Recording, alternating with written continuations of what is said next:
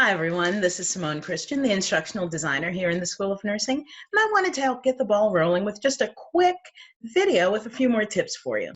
So when you're recording a video, you can hit the show topic icon up here, and that'll show you the discussion prompt. You can use it to kind of stay on track while you record your video, or you can come down here and use the sticky notes, and you can actually type out your talking points and just kind of have that on the screen while you're recording. Now, neither of these are going to show up in your finished video, so feel free to use them. Also, while you're recording your video, you've got a few different filters along this side of your screen that you can use to augment the video that you are recording.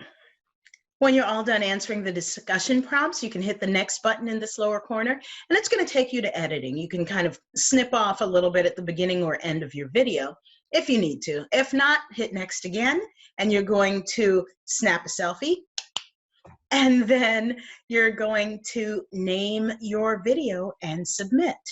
That's it.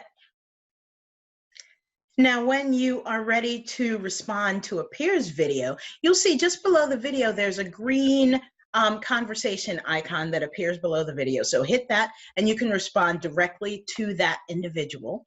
And then you'll go through the same steps. You'll hit next to save it.